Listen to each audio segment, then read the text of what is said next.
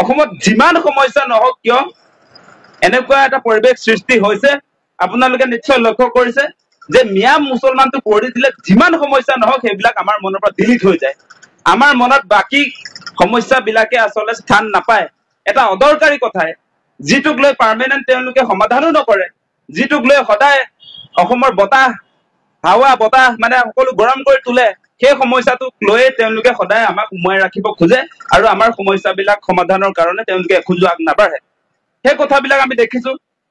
আৰু আপোনালোকে নিশ্চয় দেখিছে সাংঘাতিক ধৰণৰ আমাৰ ক্ষতিপূৰণ আৰু পুনৰ সংস্থাপনৰ ক্ষেত্ৰত বিসংগতি আৰম্ভ হৈছে যে যিবিলাক মানুহক ইতিমধ্যে ক্ষতিপূৰণ দিছে বুলি তালিকা প্ৰকাশ কৰা হৈছে সেই লোকসকলক কিন্তু ক্ষতিপূৰণ দিয়া নাই তেওঁলোকৰ একাউণ্টত সোমোৱা টকা ৰিটাৰ্ণ হৈ গৈছেগে মানে উচ্ছেদিত খিলঞ্জীয়া মানুহৰ টকাও তেওঁলোকে আত্মসাৎ কৰিব নেকি আজি দুগৰাকী মানুহৰ নাম আহিছে আপোনালোকে নিশ্চয় দেখিছে আমাৰ ওচৰত যিটো তালিকা আহিছে যে ভুক্তভোগী পৰিয়ালৰ টকা সোমোৱা দেখুৱাইছে কিন্তু সেই টকা একাউণ্টত সোমোৱাগৈ নাই সেই টকা ক'ত গৈছে আমাৰ খিলঞ্জীয়া পৰিয়ালৰ ক্ষতিপূৰণো তেওঁলোকে খাই দিব নেকি আজি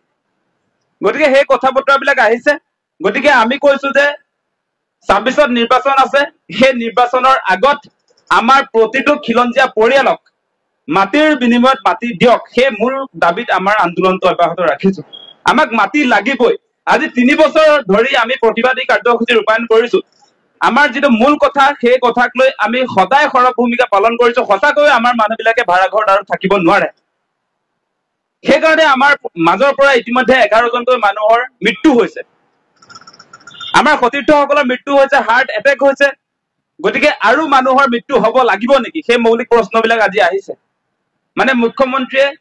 আমাৰ খিলঞ্জীয়া মানুহৰ জীৱন আৰু কিমান ল'ব ইতিমধ্যে 11জনৰ মৃত্যু হৈছে আৰু মৃত্যু হ'ব লাগিব নেকি সেই মৌলিক প্ৰশ্নবিলাক আমি সুধিছো গতিকে মুখ্যমন্ত্ৰী ডাঙৰীয়া সময় থাকোতে আমাৰ শিলহাকুৰ খিলঞ্জীয়া মানুহবিলাকক পুনৰ সংস্থাপন দিয়াৰ ব্যৱস্থা কৰক আৰু আপোনাৰ যিটো নীতি খিলঞ্জীয়া বুলি কয় কিন্তু আমাৰ নিজৰ এই শিলহাকুৰ ক্ষেত্ৰতে আমি দেখিলো আপোনাৰ আচলতে খিলঞ্জীয়া কোন আজি শিলহাকুত প্ৰমাণ হৈ গৈছে যে মুখ্যমন্ত্ৰীয়ে যাক খিলঞ্জীয়া বুলি কৈছে সেই খিলঞ্জীয়া আজি হিম্মত সিংকা নেকি তেনেকুৱা প্ৰশ্নবিলাক আহিছে কাৰণ সেই লোকসকলক আগতীয়াকে ৰক্ষণাবেক্ষণ দিয়া আমি দেখিছো আজি যিবিলাক কৰ্পৰেট হাউচ যিবিলাক ইয়াত পুঁজিপতিয়ে বিল্ডিং নিৰ্মাণ কৰিছে তাৰ ওচৰতো তেওঁলোকৰ বুলডোজাৰে ঢুকিয়ে নাপায় কেতিয়াও আৰু যিকেইটাক মুখ্যমন্ত্ৰী হিমন্ত বিশ্ব শৰ্মাই শেহতীয়াকে ৩ বছৰৰ পাছত উচ্ছেদৰ আওতালৈ আনিছে সেই অনুষ্ঠান প্ৰতিষ্ঠান বিলাককো শিলহাকুতকৈও ভাল অঞ্চলত মাটিৰ এলটমেণ্ট দিছে ৰিলোকেট কৰিছে গতিকে আমাক উচ্ছেদ কৰাৰ সময়তো আমাক 2 মিনিট সময় দিব নোৱাৰে মুখ্যমন্ত্ৰীয়ে কিন্তু সেই যিবিলাক পুঁজিপতিৰ বিল্ডিং সেইবিলাকক তেওঁলোকে 3 বছৰ দিয়ে 3 বছৰ দিয়াৰ উপৰি তেওঁলোকক আচলতে পুনৰ সংস্থাপনৰ ক্ষেত্ৰত শিলহাকুতকৈও বেছি ভাল অঞ্চলত তেওঁলোকক মাটিৰ এলটমেণ্ট দিয়ে এতিয়া খিলঞ্জীয়াৰ ক্ষেত্ৰত তেওঁৰ নীতিটো কি আচলতে খিলঞ্জীয়াই 3 বছৰ ৰাজপথত আন্দোলন কৰাৰ পাছতো আজিৰ দিনটোলৈকে কিয় এটা খিলঞ্জীয়া পৰিয়ালকো মাটিৰ বিনিময়ত মাটি দিব নোৱাৰে আজি খিলঞ্জীয়াক মাটি দিব নোৱাৰে একেটা সময়তে মই কৈছো যে হোটেল জিঞ্জাৰৰ কাৰণে ভাল অঞ্চল তেওঁলোকে সিলেকশ্যন কৰিছে আজি যিটো হোটেল মেনেজমেণ্ট আছে হোটেল মেনেজমেণ্টকো গুৱাহাটীৰ মাজমজিয়াতে তেওঁলোকে ভাল মাটি সিলেক্ট কৰি তেওঁলোকক আবণ্টন দিব খুজিছে আজি ICMৰ ক্ষেত্ৰতো তেওঁলোকে গুৱাহাটীতে সংস্থাপনৰ ব্যৱস্থাপনা কৰিছে কিন্তু আমাৰ দুখীয়া মানুহবিলাকক আজি শিলহাকুত থকা যিবিলাক আমাৰ দুখীয়া পৰিয়াল যিবিলাক খিলঞ্জীয়া পৰিয়াল সেই লোকসকলক একতা মাটি তেওঁলোকে দিব নোৱাৰে গতিকে এই চৰকাৰখন আমাৰ পক্ষত নাই ডাইলগটো মাৰি থাকিব খিলঞ্জীয়া বুলি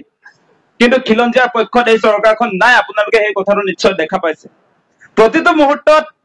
বিজেপি চৰকাৰ মন্ত্ৰী বিধায়ক তেওঁলোকে নিজৰ নামত মাটি সম্পত্তি গোটাইছে আনফালেদি বহিৰাগত যিবিলাক বনিয়া যিবিলাক পুঁজিপতি আদানী আম্বানী ৰামদেৱকে ধৰি যিবিলাক পুঁজিপতি আছে তেওঁলোকক অসমৰ মাটি সম্পত্তি তুলি দিছে গতিকে সেই ঘটনাবিলাক ঘটিছে আৰু সেই কথাবিলাক লুকুৱাবৰ কাৰণে মানুহৰ যিবিলাক মূল কথা সেইবিলাক লুকুৱাবৰ কাৰণে হিন্দু মুছলমান এই আচল কথাবিলাক এতিয়া টিভিত নাবাজে এই কথাবিলাক আচলতে যদি বজা হলে সেই কাৰ্যসূচী কেতিয়াবাই সমাপ্ত কৰিলেহেঁতেন মুখ্যমন্ত্ৰীয়ে মূল যিবিলাক ইছ্যু সেইবিলাক লৈ সঁচা সঁচিকে চৰ্চা হৈ থকা হলে অসমৰ টেলিভিছন মাধ্যম বিলাকত বা অসমৰ ৰাইজে সামাজিক মাধ্যমতে হওক এই মূল কথাবিলাক যদি বেছিকৈ চৰ্চা কৰি থকা হলে এতিয়া ভুৱা কিছুমান কথা ইমান পাব্লিচিটি নাপালেহেঁতেন সিদিনা আজি 6 মাহ মানৰ আগত অলৰেডি মিয়া মুক্ত কৰিছিল বুলি কৈছিলে উজনি অসমত 6 মাহৰ আগত যদি মিয়া শেষ হৈ গল উজনি অসমৰ পৰা সব খেদি পঠিওৱা হল তেনেহলে আকৌ কেনেকে মিয়া আকৌ আহিলে আকৌ মিয়াক লৈ কিমান দিন আৰু এনেকৈ ৰাজনীতিবিলাক চলি থাকিব মিয়া খেদা আন্দোলনটো আৰু কিমান দিনলৈ সেই কথাবিলাকে আমাৰ আসলতে অধিকাৰ আমাৰ অধিকাৰৰ পৰা আমাক বঞ্চিত কৰিছে সেইবিলাক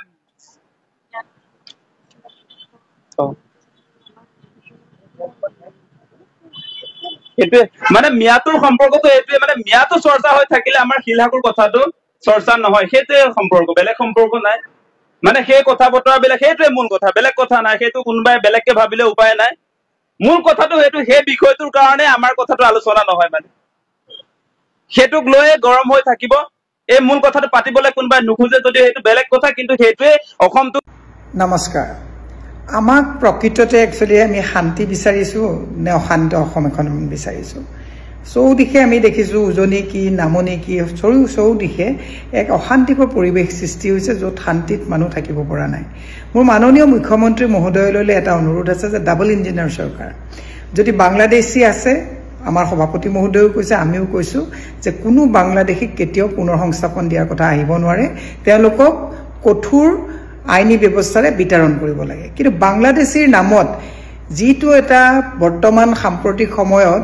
এই যে মানুহৰ মাজত অশান্তিৰ পৰিৱেশ এটা কৰা হৈছে মৰেল পুলিচিং বিলাকো কৰা আৰম্ভ কৰি গৈছে ই অসমৰ কাৰণে অশুভ সংকেত নহয়নে এক 2 নম্বৰ মই কথাটো কৈছো বৰ্তমান হালেৰি হিয়ালখেদা কথাটো মই এই কাৰণে কৈছো 1,80,000 কোটি টকা 100 কোটি 200 কোটি 500 কোটি 50,000 কোটি এনেকুৱা নহয় 1,80,000 কোটি টকা ধাৰ আৰু আজি তাৰিখত সেই ধাৰৰ পূজা আমাৰ প্ৰত্যেকজন অসমৰ মানুহৰ মূৰৰ ওপৰত প্ৰায় 50,000 টকাকৈ আমাৰ ধাৰৰ পূজা আছে এইখন চৰকাৰে আকৌ ইলেকশ্যনৰ আগত প্ৰায় 20,000 কোটি টকা তেওঁলোকে এই 8-10 মাহত ধাৰ ল'ব প্ৰায় 2 লাখ কোটি টকাৰ ওপৰত ধাৰৰ পূজা অসমৰ ৰাইজে ল'ব অত্যাৱশ্যকীয় সামগ্ৰীৰ মূল্য বৃদ্ধি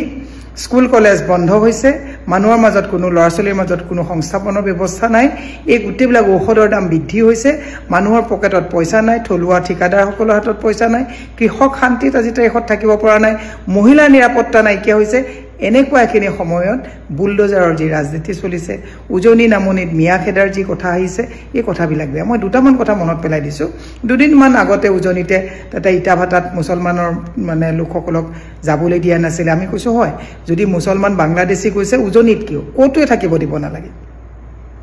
কিন্তু আকৌ তাৰ পিছত দেখিলো বোলে আকৌ বোলে ইটাভাটাত সেই সকলে কাম কৰিবলৈ আকৌ মুছলমান মানুহ নিবলগীয়া হৈছে মই সকলোকে এটা কথা অনুৰোধ জনাইছো আইন কোনো হাতত তুলি ল'ব নালাগে সকলোকে পুনৰ মই অনুৰোধ জনাইছো চৰকাৰৰ মুৰব্বীজনৰ দায়িত্ব হৈছে কেৱল উচ্ছেদ নহয় মানুহৰ মাজত হিন্দু আৰু মুছলমানৰ ভোট পলাৰাইজ কৰা নহয় আৰু চৰকাৰৰ পৃষ্ঠপোষকতাত কোনো এনেকুৱা অসমৰ যুৱকক উশৃংখল ৰাস্তা হাতত তুলি ল'বলৈ নিদিব চৰকাৰ আজি বিজেপি আছে কাইলে কংগ্ৰেছৰ থাকিব 15 বছৰ কংগ্ৰেছৰ আছিল আজি বিজেপি চৰকাৰ 10 বছৰ আছে কিন্তু চৰকাৰ বদলি হ'ব কিন্তু আইন জুনে হাতত তুলি ল'ব আজিৰ চৰকাৰে আইনখন হাতত তুলিব দিছে কাইলে আকৌ সেই বেলেগ চৰকাৰ আহিলে তেওঁলোকক কেনো আইনী আউটলে অনা হ'ব গতিকে অসমত আমি শান্তি বাতাবৰণ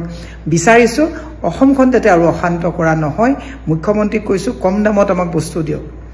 স্মাৰ্ট মিটাৰ আমি বেয়া বুলি কৈছিলো তেতিয়া আপোনাক বহুত দুহাই দিছিলে এতিয়া এপি দিছিলে নিজেই কৈছে স্মাৰ্ট মিটাৰ উইথড্ৰল কৰাৰ কথা আমি যে কথাবিলাক যে বিৰোধিতাৰ কাৰণে নকম এই কথাবিলাক অসমৰ ৰাইজেও হৃদয়ঙ্গম কৰা ভাল এইফালে যে মানুহ খেদা খেদি উচ্ছেদ এই কথাবিলাক কৈছে আমি কৈছো বাংলাদেশে যদি হসাকে উচ্ছেদ কৰিছে আকৌ কিয় তেওঁলোকক 50,000 টকা দিয়া হৈছে আকৌ কিয় তেওঁলোকক মাটি দিয়া হৈছে গৰুখুটিত যেনেকে বাংলাদেশী বুলি আপোনালোকে কৈ এটা উজনি নামনিত এটা হিন্দু মুছলমানৰ মাজত পলাৰাইজ কৰাৰ ব্যৱস্থা কৰিলে আকৌ সংস্থাপন দিলে কাজিৰঙাৰ বাংলাদেশী বিলাকক ক'ত খেদি আপোনালোকে পঠালে আপোনালোকতো খেদিউতে সদায় বুলডোজাৰ লগালে বাংলাদেশী বুলি কয় ক'ত খেদিলে এই হিচাপটো মুখ্যমন্ত্ৰী আমাক দিব লাগে যে কিমান বুলডোজাৰ লগাই ঘৰ ভঙা হ'ল কিমান মানুহক বাংলাদেশলৈ বিতৰণ কৰা হ'ল কেদিনমানৰ আগত যে 65 জন পুছবেকৰ নামত বাংলাদেশত বিতৰণ কৰিবলৈ পঠোৱা যিসকল মানুহক সসন্মানে ঘূৰাই আনি পুলিচে তেওঁলোকক আকৌ ঘৰত বহাই ৰাখিছে এই কথাবোৰ মনত পেলালে ভাল মই অসমৰ ৰাইজক আহ্বান জনাইছো হিমন্ত বিশ্ব শৰ্মাই ২৬ৰ ৰাজনীতিৰ ৰণনীতি কৌশল কৰি হিন্দু আৰু মুছলমান ভোট পোলাৰাইজ কৰা মুছলমানসকলক বুলডোজাৰ দি হৈমান কৰি তেওঁলোকে মুছলমানৰ ভোট আদায় কৰা আৰু উজনিত বা মধ্য অসম বা যিখিনি আমাৰ অসমীয়া হিন্দু মানুহৰ মাজত যে আমি চাওক মুছলমানকে দিছো কিন্তু পাহৰি নাযাব ৫৪,০০০ বিঘা মাটি অসমৰ থলুৱা জনগোষ্ঠীয় লোক থলুৱা মানুহৰ পৰা তেওঁলোকে কিন্তু আজি তাৰিখত আদানী আম্বানীক পানী দৰত দি দিছে মই দূৰলৈ নাযাওঁ পলাশবাৰী লোহাৰঘাটত যদি যায় আমাৰ গোটেই জনগোষ্ঠীয় ৰাভা জনগোষ্ঠী বড়ো জনগোষ্ঠী অসমীয়া মানুহৰ মাটিবিলাক কিন্তু তেওঁলোকে আদানী আম্বানীক হস্তগত কৰিছে গতিকে ভালকৈ বুজি পালে ভাল মই সকলোকে কৈছো অসমখন অশান্ত নকৰিব জয় অসম কেৱল দুজনমান মানুহৰ হাতত নহয় জয় অসম আমিও কৈছো জয় অসম বুলি কৈ লৈ পেলাই কিন্তু উশৃংখল যাতে পৰিৱেশ কোনেও সৃষ্টি নকৰে তাৰ কাৰণে সকলোকে আহ্বান জনাইছো নমস্কাৰ আজি প্ৰতিদিনৰ ৯ নম্বৰ পেজত এটা নিউজ পালো যে এজন মুখপাত্ৰই কৈছে যে কংগ্ৰেছী নেতাসকলৰ সম্পত্তিৰ হিচাপ লাগে আমাৰ সম্পত্তিৰ হিচাপ কংগ্ৰেছৰ যিসকল বিয়াগুম নেতা এতিয়া আমাৰ লগত আছে তেওঁলোকৰ সম্পত্তিৰ হিচাপ দিয়া হ'ব কংগ্ৰেছৰ পৰা যোৱা যিসকলে একেবাৰে দুৰ্নীতিৰ পাহাৰ কৰি গৈছে বুলি কৈ ৰেড কাৰ্পেটৰ তলত আপোনালোকে গোটেই আছে চালুৱালিয়ে তেওঁলোকৰ সম্পত্তিৰ হিচাপ ল'ব বুলি কৈছিলে সেইবিলাক মানুহ এতিয়া বিজেপিত আছে এতিয়া হিমন্ত বিশ্ব শৰ্মাৰ পৰিয়ালৰ সম্পত্তি কিমান জয়ন্ত মল্লৰ পৰিয়ালৰ সম্পত্তি কিমান বৃদ্ধি পাইছে ক'ত কিমান মাটি লৈছে গিৰ গাইৰ পৰা আদি কৰি কিমান আত্মসাৎ কৰা হৈছে তেওঁলোকৰ সভাপতিজনৰ সম্পত্তি কিমান ৩ বছৰত ৪ বছৰত বৃদ্ধি হ'ল পীযুষ হাজৰিকা জয়ন্ত মল্ল সকলোৰে সম্পত্তিৰ তালিকাবিলাক যদি প্ৰথম জাহিৰ কৰে তাৰ পিছত ক্ৰমান্বয়ে আমাৰ তালিকাবিলাক দিয়া হ'ব তুলিৰাম ৰঙাহাং ডিমা হাছাৰ আপোনাৰ গাৰ্লুচা এই সকলোৰে কিমান পৰ্বতসমৰ সম্পত্তিৰ তালিকা বৃদ্ধি হৈছে সেইটো জাহিৰ কৰক তাৰ পিছত কংগ্ৰেছে কিনি দি দিয়া হ'ব আপোনালোকতো ডাবল ইঞ্জিন চৰকাৰ আমাৰ হিচাপ বিচাৰিলেতো কংগ্ৰেছে আমাৰ যিসকলৰ আপোনালোকে নাম দিছে ইয়াত তেওঁলোকে হিচাপ দি দিব তেওঁলোকে ইলেকশ্যনতো এইবিলাক হিচাপ দি দিছে আপোনালোকে ইলেকশ্যনত হিচাপ দিয়ে বাহিৰে কিমান হিচাপ আপোনালোকৰ হৈছে ঘৰবিলাক কিমান শ কোটি টকা দি মানে বনোৱা হৈছে সম্পত্তি কৰিছে তাৰ হিচাপটো দিলে ভাল এনে আপোনালোকে খজতি লগাই এই কথাবিলাক কলে শোভা নাপায় প্ৰথমতে আপোনালোকৰ তাত থকা মন্ত্ৰীসকলৰ হিচাপটো দাখিল কৰক আৰু আমাৰ কংগ্ৰেছৰ গৌৰৱ গগৈ কাৰ আছে হিচাপ দি দিব ইতিমধ্যে আপোনালোকে মীৰা বৰঠাকুৰ বাইদেউ আৰু লগতে আকাশ দলিতাৰ কথাখিনি শুনিলে তেওঁলোকে যিখিনি কথা কৈ গৈছে সম্পূৰ্ণ সত্য কথাই কৈ গৈছে কাৰণ ৰাজনীতি চলি আছে এতিয়া হিন্দু মুছলমানক লৈ পিনি যিবোৰ কাজিয়া সৃষ্টি কৰিছে ভেদাভেদ সৃষ্টি কৰিছে হিন্দু মুছলমানৰ মাজত কাৰণ তেওঁলোকে লুকুৱাবলৈ চেষ্টা কৰিছে তেওঁলোকৰ সম্পত্তি পাহাৰখিনি লুকুৱাব চেষ্টা কৰিছে লগতে গিৰগাই কেলেংকাৰী যিখিনি তেওঁলোকৰ মাজত আছে কেলেংকাৰীবোৰ সেইবোৰ লুকুৱাবৰ কাৰণে এতিয়া হিন্দু মুছলমানৰ মাজত ভেদাভেদ সৃষ্টি কৰিছে কাজিয়াৰ সৃষ্টি কৰিছে উচ্ছেদক লৈ পিনি তেওঁলোকে ৰাজনীতি কৰিছে যিখিনি কথা তেওঁলোকে কৈ গৈছে সম্পূৰ্ণ সত্য আৰু তথ্য সহকাৰে আপোনালোকৰ মাজলৈ আগবঢ়াইছে যদিহে তেওঁলোকৰ কথাত আপোনালোকে একমত হয় যদিও ভিডিঅ'টো চাই ভাল লাগিলে ভিডিঅ'টো সকলোৰে মাজত শ্বেয়াৰ কৰি দিব লাইক এটা কৰি দিব কমেণ্ট কৰিবলৈ নাপাহৰিব ভিডিঅ'টো সম্পূৰ্ণ চোৱাৰ বাবে সকলোলৈ বহুত বেছি ধন্যবাদ থাকিল